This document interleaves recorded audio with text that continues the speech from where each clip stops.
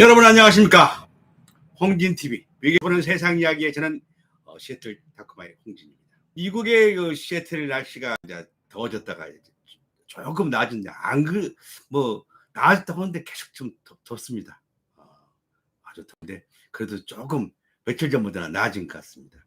그런 가운데 캘리포니아, 오레곤, 워싱턴주, 몬태나, 아이다호 이 산불이 심상치 않습니다. 지금 약 남한 면적의 20%가 어마어마하죠. 우리나라 면적이 20%가 지금 탔습니다. 사망자만 17명. 앞으로도 계속 늘어날 전망이고 진화율은 17%밖에 안 됩니다. 지금 20%가 안 됩니다.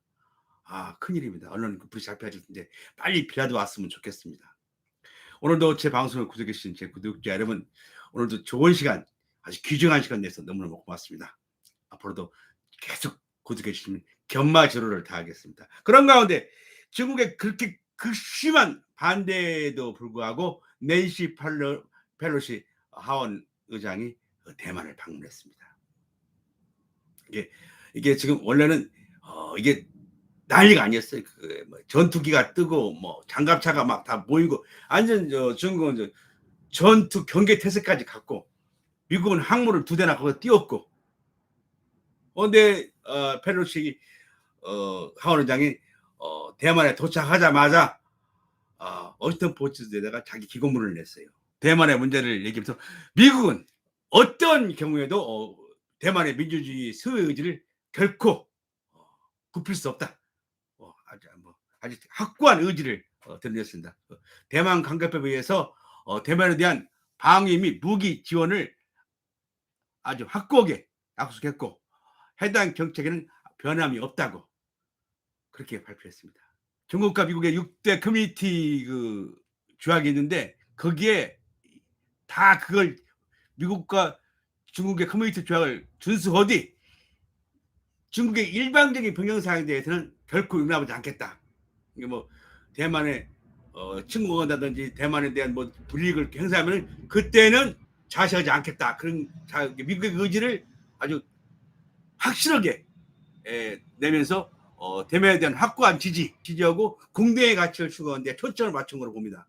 근데 이게 뭐 대만만 방문한 게 아니라 싱가포르, 말레이시아, 일본, 뭐 한국, 아시아를 방문하는 그 중간에다 조금 뭐 대만을 방문했다 이렇게 좀 희석시키고 있지만 원래의 목적과 취지는 변함이 없는 것 같습니다. 네. 지금 대만 총통과 뭐 회담에 대해서는 아주 자세한 내용은 전하지 않고 있지만은 미국과 중국의 이렇게 미 하원 의장의 대만 방문에 이렇게 촉각을 곤두세우고 막 날을 세우냐면은 그럴 수밖에 없는 이유가 있습니다. 이게 왜냐하면 중국에는 10월 달에 인민대회가 있어요. 거기서 시진핑이 장기 집권에 대한 명분이 있어야 돼. 그러면 그게 시진핑의 장기 집권의 명분이 뭐냐? 모택동이나 동서평 같은 그런 반열에 오르려면 자기도 뭔가 확실한 정가가 있어야 돼. 그런데 그게 아직 없으니까 거기에 내세운 것이 하나의 중국입니다. 하나의 중국으로 해갖고 그거를 자기가 정치의 역량에 거둘 수 있는 최대의 목적으로 뒀어요. 그다.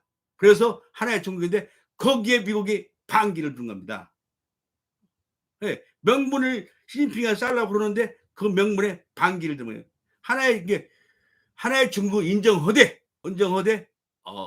니들이 하는 짓거리를 보니까 중국이 지금 뭐 방공 식별구역에 대만 방공 식별구역에 전투기를 띄우고 함대를 하고 그걸 보다 못하니까는 미국이 나섰는데 중국도 여기서 호쩔 수가 없는 이유가 프라이머리 선거가 10월 달에 있고 지금 프라이머리 선거 하는 주가 5개 주가 있습니다. 워싱턴주도 그중에 한 주인데 중간 선거가 있어.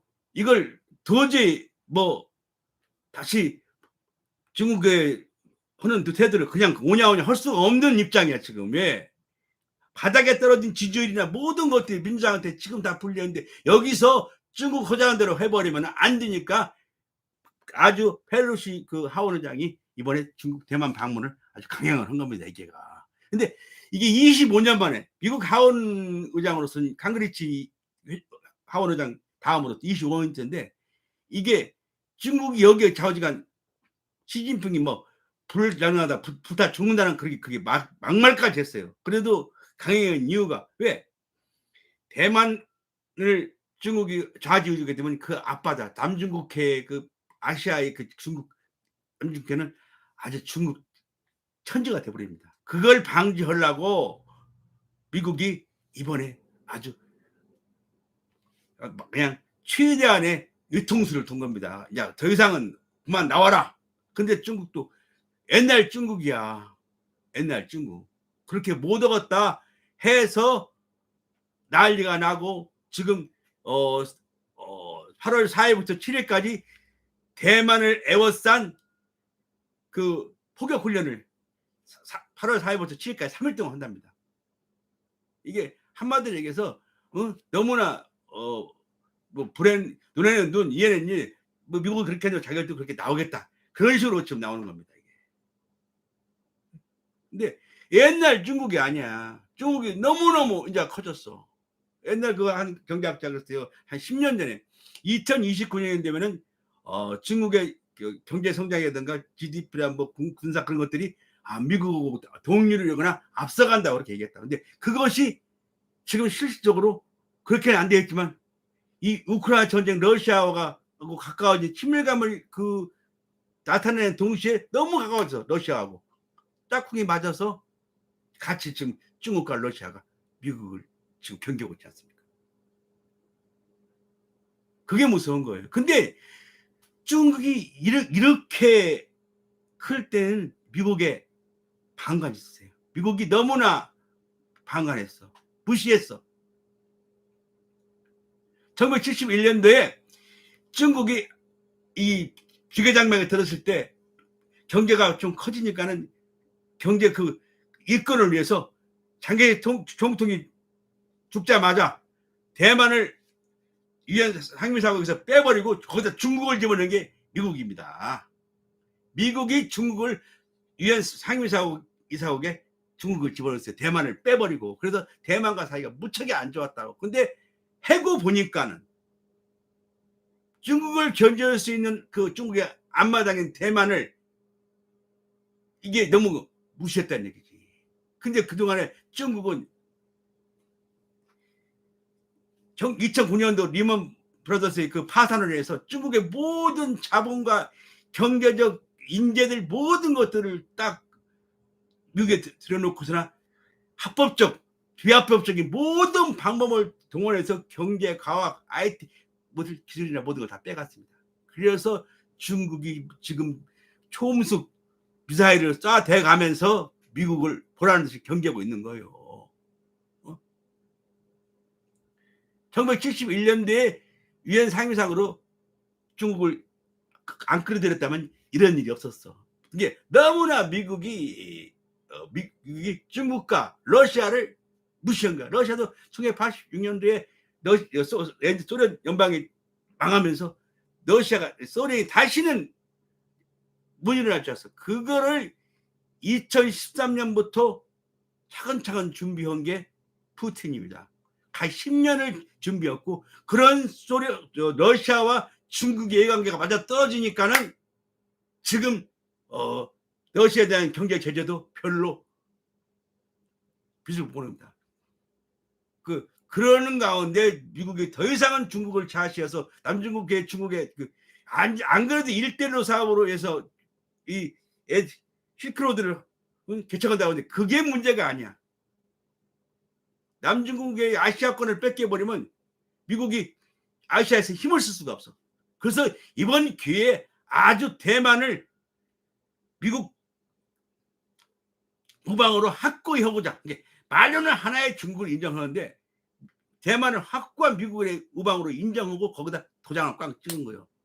이게 중국은 하나의 중국이니까 도저히 대만을 일개 나라로서 인정 못하겠다는데 미국은 인정하지 말라 이거예요. 이게 우리도 똑같이 들었지 하나의 나라를 인정하는데 대신에 대만의 주권이든가 뭐 국방이든가 그런데 간섭하지 말라 이거다. 도를 넘지 말라고 이번에 확실히 낸시 펠로시 의장이 대만을 방문해서 못을 박은 겁니다. 왜? 어떤 경우에도 민주주의와 자유에 대한 대만의 그 방어를 좌시하지 않겠다. 그렇게 딱 못을 박아버렸잖아요.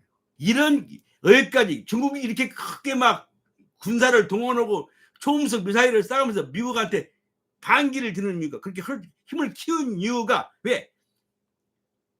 1971년도에 중국을 상위상으로 끌어들인 미국이, 그리고 그런 중국을 너무 무시하고 아무 생각 없이 2009년도부터 리먼 브러스가 파산하고 미국이 그때 경제 위기가 오니까 아무 자본이나 끌고 중국 자본을 끌어들이면서 거기에 따르는 인원들이 전부 다 들어와서 미국의 모든 정부, IT 산업, 경제, 국방을 다 빼앗는 겁니다. 지금도 미국의 싱크로드 거기 일꾼들이 10%가 미국의 IT 산업의 10%가 IT 산업의 그 인재의 10%가 중국 사람들입니다. 그래서 중국이 이제 자기들이 좀 힘이 커지고 그러니까 이렇게 분노를 하고 그 분노를 국방이라든가 모든 게 펼쳐놓은, 이번에 그렇게까지 할지는 미국 들어왔는데 중국이 지금 굉장히 강력합니다. 왜? 그만큼 자기한테 힘을 가했다 합니다. 근데 미국의 조금 자만이 오늘날 이 중국의 그 분노를 표출시키는 그 힘의 원동력이 되지 않았나, 저는 그렇게 생각합니다. 결론은 그렇습니다. 예. 당분간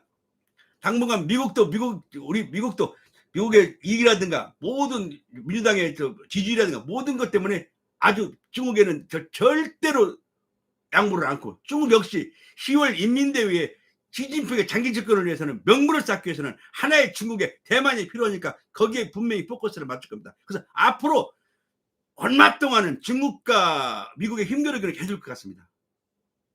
그리고 또 중국의 모든 힘부터들 러시아가 합세했다는 것이 아마 크게 큰 변수입니다. 그게 언제까지 갈지는 몰라요. 예, 항상 중국과 러시아는 붙었다가 떨어졌습니다. 그러면 당분간은 중국과 러시아가 합친 그 힘과 미국의 향후 중국과 러시아가 합친 그 힘이 향후 미국 정책에 어떤 영향을 미칠지. 그렇지만 그렇게 쉽게 중국이나 러시아도 미국을 뭐 인정하지 않고, 또 미국도 쉽게 러시아와 중국을 그렇게 고분고분하게 인정하지 않을 것 같습니다. 어쨌든 간에 이 러시아의 우크라이나의 침공 전쟁이 끝나면은 세계와 또 아시아 태평양 남중국의 그 정책의 판도는 아마 또 한 번 더 소용돌이실 것 같습니다. 뭐 그게 우리한테는 큰 이익이 없겠지. 뭐 이익이나 뭐 이익이 떠나서 큰 뭐 변화는 없겠지만 알고는 있어야 된다는 겁니다. 우리가 어떻게 돌아야 되는 거. 그런 의미에서 오늘 제가 낸시 펠로시 하원 의장의 대만 방문의 목적과, 그리고 왜 중국이 이렇게 커져서 분노를 표출을 그렇게 어마어마하게 했는가를 이유를 잠깐 설명했습니다. 오늘도 제 방송 구독해주신 제 구독자 여러분 진심으로 고맙습니다. 좋아요, 구독까지 눌러주시고 댓글 달아주시면 진심으로 고맙겠습니다. 감사합니다.